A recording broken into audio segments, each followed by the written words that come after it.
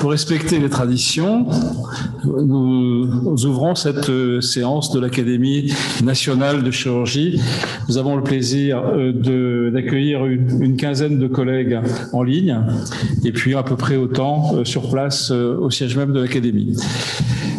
Alors aujourd'hui, nous avons une séance consacrée à un thème un peu nouveau dans le cadre de l'Académie qui concerne l'art de la communication digitale dans laquelle nous sommes tous inscrits aujourd'hui, et d'autant plus qu'en chirurgie, nous avons un sujet qui est celui de notre réputation qui passe aisément les barrières des réseaux sociaux et sur lesquels effectivement peut se construire une bonne ou une mauvaise image de ce que nous sommes, du métier que nous faisons, avec des conséquences qui peuvent être à la fois très favorables parce qu'on peut avoir sa clientèle qui augmente brusquement, des gens qui découvrent que tel collègue est devenu absolument formidable, il y a des résultats magnifiques, etc. Et puis inversement, des collègues qui vont subir des atteintes, soit du harcèlement, soit des plaintes, soit des conséquences médico-légales qui vont au-delà de peut-être de ce qui serait raisonnable de leur attribuer. Donc tous ces éléments sont le monde dans lequel les chirurgiens aujourd'hui vivent. On est dans un monde digital et donc c'est un peu ce sujet qu'on va essayer de traiter avec un certain nombre d'intervenants remarquables.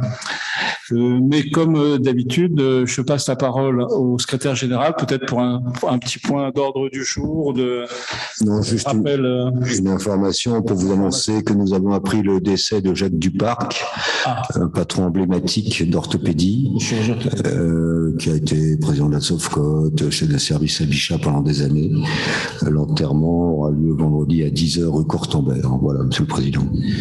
Alors, comme il sied, nous allons observer, si vous voulez bien, une minute de silence à la mémoire de ce collègue qui était un homme absolument remarquable. Merci.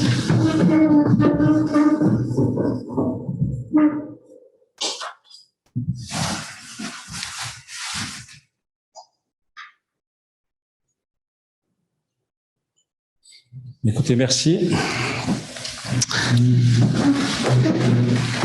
Et puis, je donne donc la parole au secrétaire de séance pour qu'il fasse le compte-rendu de la dernière séance. Il va nous dire à quel point ça a été remarquable. Oui, merci Monsieur le Président. Oui, alors c'était une séance absolument remarquable et c'est très agréable d'avoir un auditoire jeune qui sera justement dans cette génération de la réalité virtuelle et réalité augmentée. Alors cette séance appelée réalité virtuelle immersive, type de contenu et cas d'usage en chirurgie était coordonnée par Maxime Ross.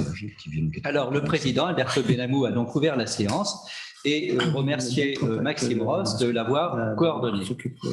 Alors, je rappelle rapidement que l'Académie se réunira à Strasbourg pour un événement exceptionnel, donc les 23 et 24 juin, et que les inscriptions sont à faire assez rapidement auprès du secrétariat. C'est un hors-sujet. Voilà, et j'attaque directement dans le vif. Alors, Maxime Ross a donc ouvert la séance, a donc introduit la séance en expliquant les grands principes de ces réalités virtuelles et réalité augmentée.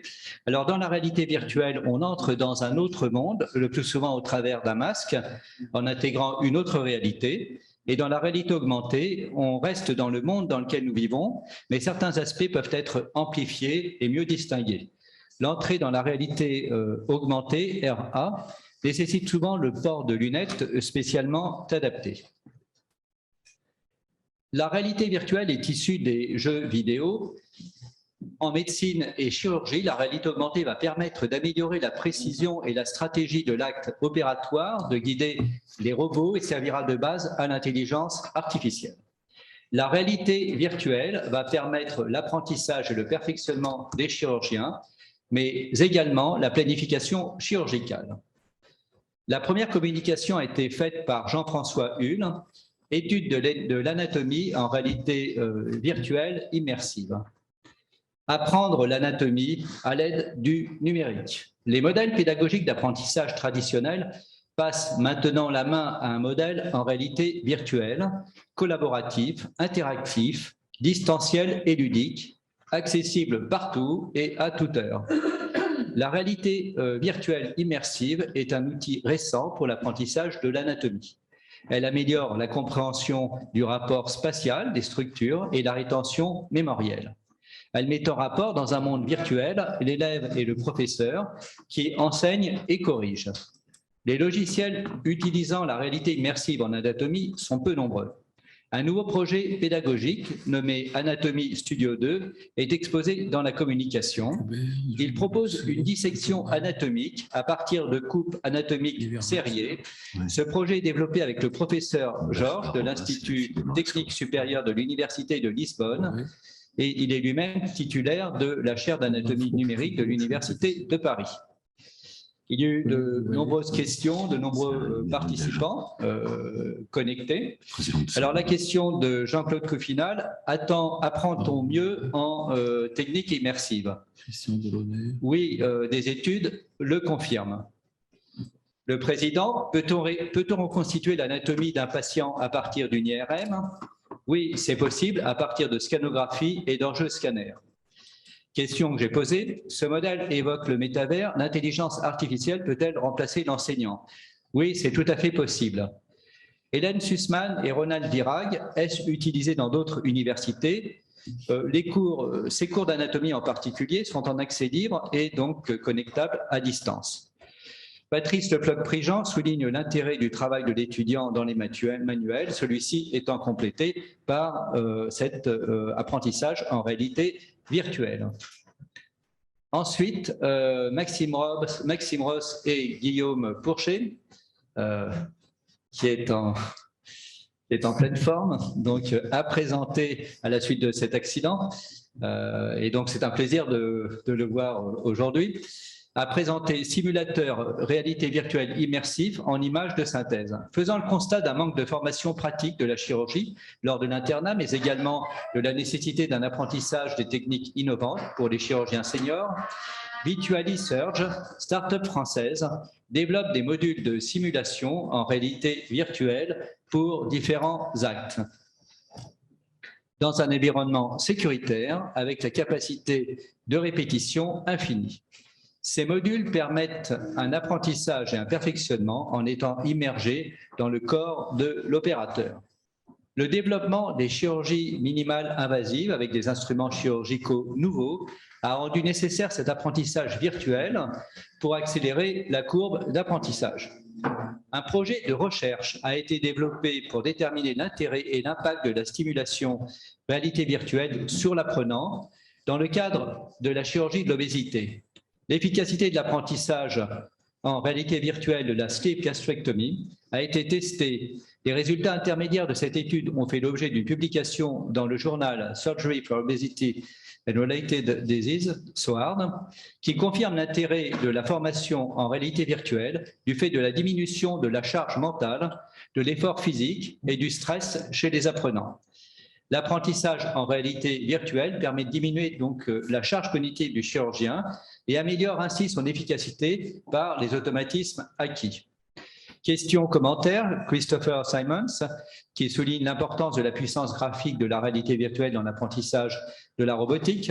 Pascal Richman, peut-on envisager des modèles d'apprentissage intégrant les différentes variations anatomiques et les différentes situations? Réponse, il y a un problème budgétaire et il existe différentes écoles chirurgicales, donc cela paraît a priori un peu difficile. Jelena Godjevac, Suisse, donc, qui était connectée, présidente de la SFITS, Fondation Suisse pour l'Innovation, souligne l'intérêt de ces techniques immersives en réalité virtuelle pour l'apprentissage, par exemple en radioprotection. Elle évoque une étude suisse extrêmement importante qui sera prochainement publiée et qui recense les différents outils de formation disponibles en réalité virtuelle dans les différentes spécialités, ainsi que leur impact sur l'apprentissage chirurgical.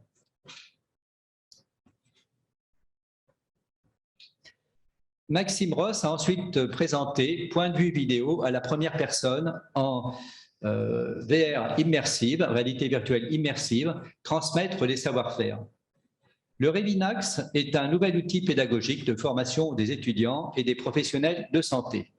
C'est un tutoriel immersif en réalité virtuelle.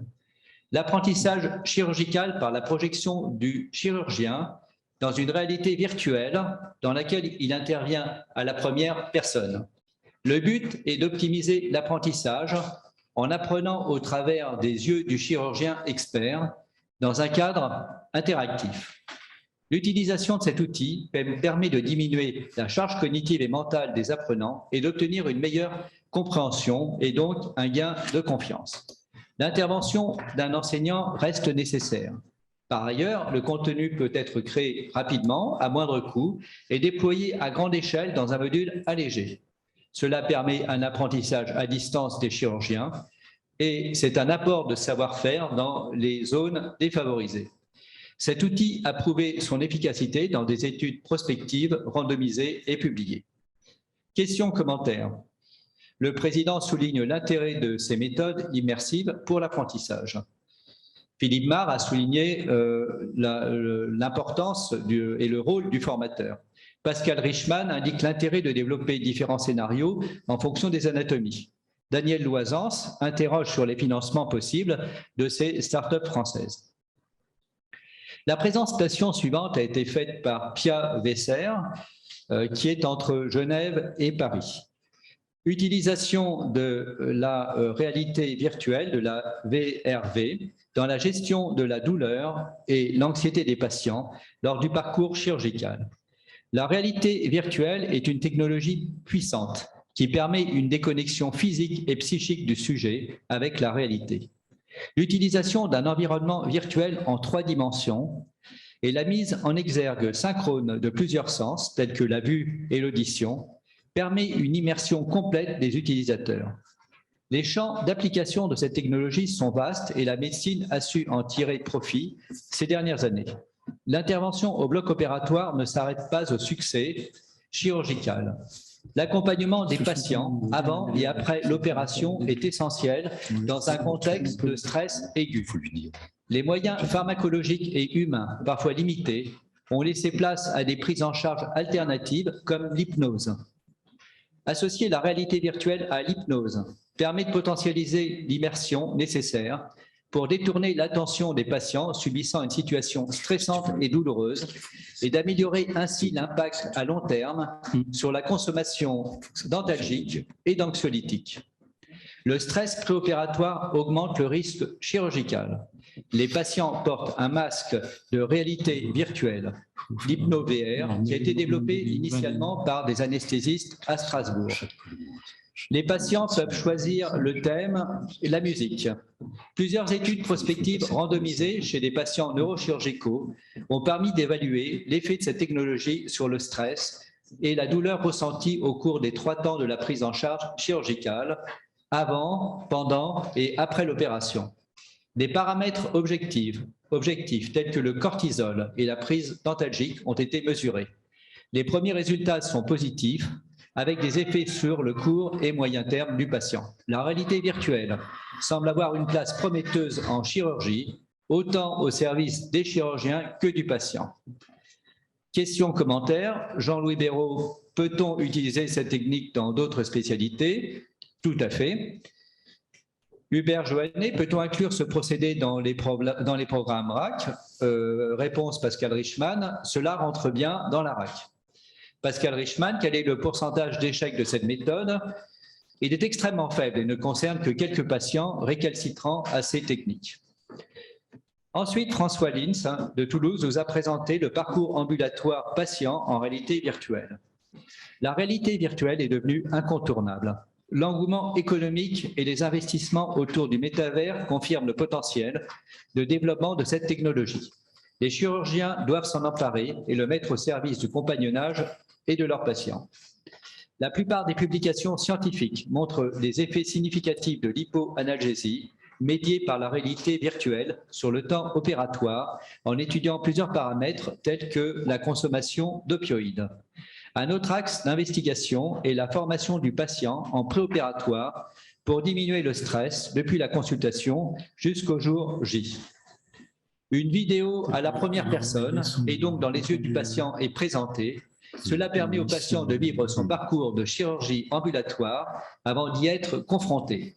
Cette technique fait actuellement l'objet d'un travail prospectif comparatif dont l'objectif est l'étude de ses effets sur des marqueurs d'anxiété et de douleurs péri-opératoires. Les services de chirurgie orthopédique et d'anesthésie-réanimation ont établi un protocole scientifique soutenu par le groupe Ramsay Santé et l'entreprise Revinax. Le président a ensuite clos la séance après avoir félicité Maxime Ross et les orateurs. Des connexions pour suivre cette séance ont été sur le site de l'Académie, sont venus de nombreux pays, dont la Suisse et l'Amérique du Sud. Je vous remercie.